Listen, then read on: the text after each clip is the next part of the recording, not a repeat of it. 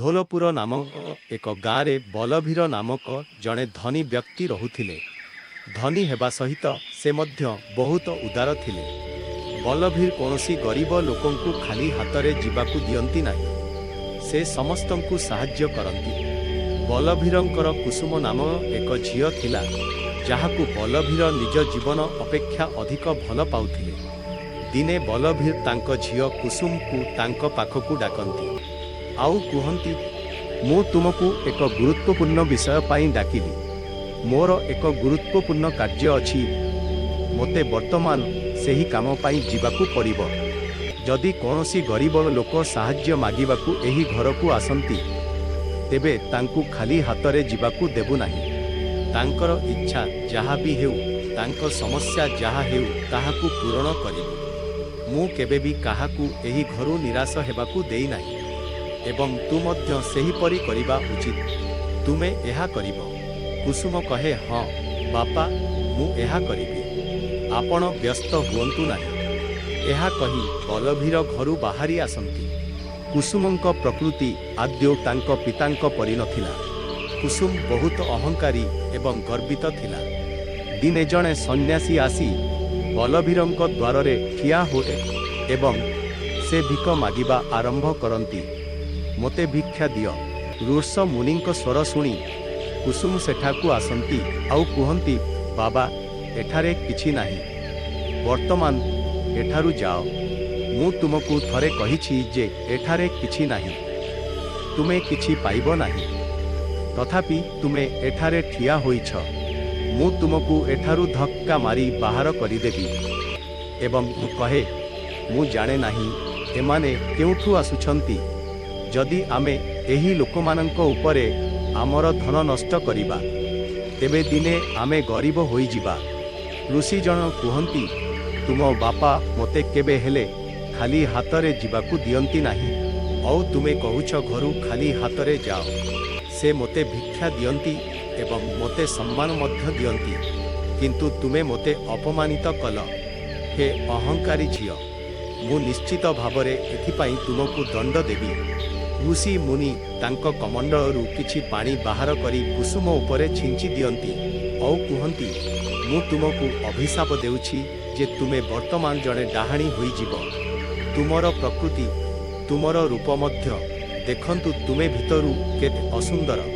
ଏହା କହି ଋଷି ସେଠାରୁ ଅଦୃଶ୍ୟ ହୋଇଯାଆନ୍ତି। ଋଷି ଯିବା ମାତ୍ରେ କୁସୁମ ଡାହାଣୀ ହୋଇଯାଏ। କୁସୁମ କହେ, ମୋ ଦେହରେ କ'ଣ ହୋଇଛି? ମୁଁ ବହୁତ ସୁନ୍ଦର ଥିଲି ଏବଂ ବର୍ତ୍ତମାନ ଏହି ସବୁ ଭିକାରୀ ବାବାଙ୍କ ଦ୍ୱାରା କରାଯାଇଛି। ମୁଁ ତାଙ୍କୁ ଛାଡ଼ିବି ନାହିଁ। ଡାହାଣୀ ବୁଲି ତାଙ୍କ ଘରେ ପ୍ରବେଶ କରିବା ମାତ୍ରେ ଘରର ସେବକମାନେ ଡାହାଣୀକୁ ଦେଖି ପାଟି କରିବାକୁ ଲାଗିଲେ। ଡାହାଣୀ କହିଲା, ଆରେ ବନ୍ଦ କର। ତୁମେ ତୁମ କାମ ଠିକ୍ ଭାବରେ କର, ନହେଲେ ମୁଁ ତୁମକୁ ମାରିଦେବି। ଏହା କେବଳ ମୋର ଘର। ମୁଁ ଏଠାରେ ରହିବି। ଏହା ଡାହାଣୀର ଏକମାତ୍ର ଘର ଥିଲା। ଚାକରମାନେ କହିଲେ, ଯଦି ଏହି ଡାହାଣୀ ଏଠାରୁ ନ ଯାଏ, ତେବେ ସେ ଆମ ସମସ୍ତଙ୍କୁ ଗୋଟିଏ ପରେ ଗୋଟିଏ ଖାଇଦେବ। ଡାହାଣୀଟି କହିଲା, ଯଦି ତୁମେ ମୋ କଥା ନ ଶୁଣୁଛ, ତେବେ ମୁଁ ନିଶ୍ଚିତ ଭାବରେ ତୁମକୁ ଖାଇବି। ଯାଅ, ତୁମେ ସମସ୍ତେ ତୁମର କାମ କର। ତାପରେ ସମସ୍ତ ସେବକ ଯାଇ ନିଜ କାର୍ଯ୍ୟରେ ବ୍ୟସ୍ତ ହୁଅନ୍ତି। ଏହା ଏହି ଡାହାଣୀର ଏକ ବଡ଼ ଧମକ। ଚାକରଟି କହିଲା, ଯେତେବେଳେ ଏହି ଘରର ମାଲିକ ଫେରି ଆସିବେ, ଆମେ ସେମାନଙ୍କୁ କ'ଣ ଉତ୍ତର ଦେବୁ? ଏହି ଡାହାଣୀଟି ଘରେ କିପରି ପ୍ରବେଶ କଲା? କ'ଣ ଆମେ କହିବୁ? କୁସୁମକୁ ତ ଆଦୌ ଚିନ୍ତା ନଥିଲା ଯେ ସେ ଜଣେ ଡାହାଣୀ ଚେହେରା ପାଇଛି। ସେ ଲୋକଙ୍କୁ ଭୟଭୀତ କରିବା ସହ ଧମକ ଦେଉଥିଲା। ମୁଁ କାହିଁକି ଏହି ଭୟାନକ ଚେହେରାର ଫାଇଦା ଉଠାଇବି ନାହିଁ? ମୁଁ ଗାଁକୁ ଯାଇ ଲୋକଙ୍କୁ ଭୟଭୀତ କରିବି। ଡାହାଣୀଟି ଗାଁକୁ ବାହାରିଗଲା ଏବଂ ରାସ୍ତାରେ ଛିଡ଼ା ହୋଇଗଲା। ସେହି ସମୟରେ ଏକ ଚାଷୀ ସେହି ବାଟ ଦେଇ ଯାଉଥିଲା। ତାର ନଜର ଡାହାଣୀର ଉପରେ ପଡ଼ିଲା। ସେ ଡାହାଣୀଟିକୁ ଦେଖିଲା ଏବଂ ଭୟଭୀତ ହୋଇ କହିବାକୁ ଲାଗିଲା, ସେ ପ୍ରକୃତରେ ଜଣେ ଡାହାଣୀ ନା? ଏହା କେବଳ ମୋ ଆଖିର ଭ୍ରମ। ଓହ, ଏହା ପ୍ରକୃତରେ ଜଣେ ଡାହାଣୀ।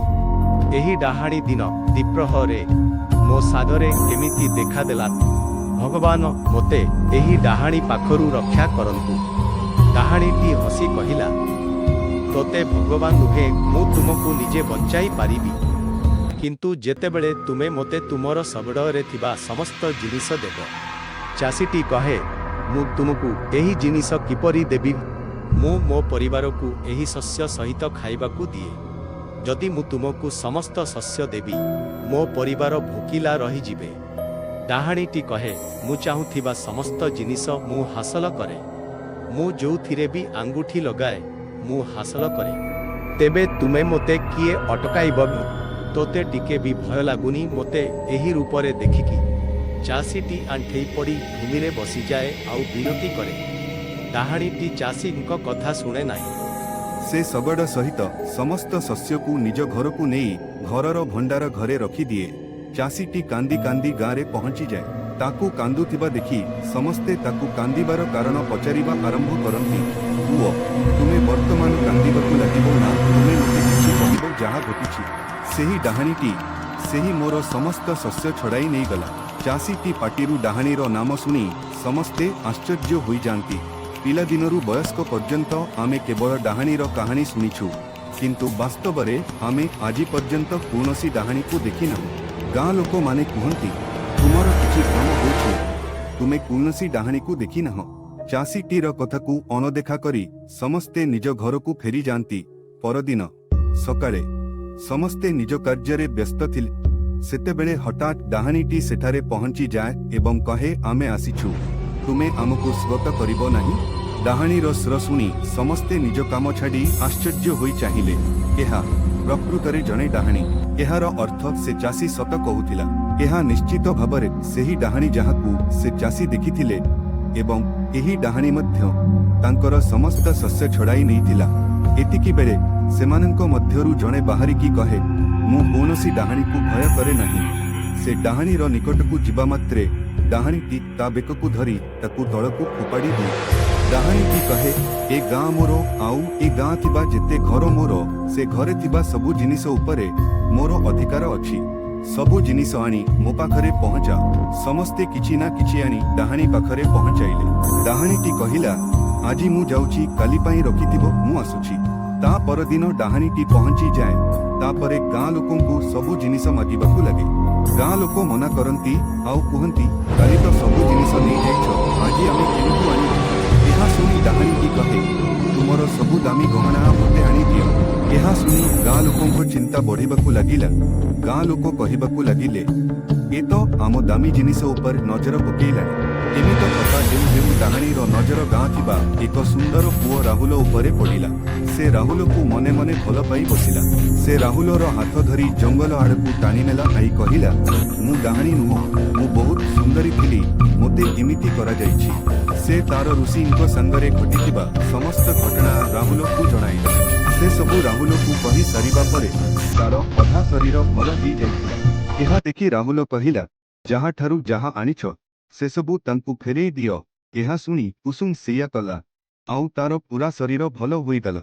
ଏହାପରେ କୁସୁମ ଋଷି ବାବା ଏବଂ ତା ଲୋକଙ୍କୁ ଭୁଲ ମାଗିଲା, ଆଉ ତା ବାପା ମଧ୍ୟ କାମରୁ ଫେରି ଆସିଥାନ୍ତି। ତାପରେ କୁସୁମ ତା ବାପାଙ୍କ ପାଖରେ ବହୁତ ଖୁସିରେ ରହିଲା, ଆଉ ତା ବାପାଙ୍କ ଭଳି ମଧ୍ୟ ଦୟାଳୁ ଏବଂ ଦାନୀ ହୋଇଗଲା। ଏଥିରୁ ଆମକୁ ଏହା ଶିଖିବାକୁ ମିଳିଲା ଯେ ଯେମିତି କରେ ସେ ସେମିତି ପାଏ।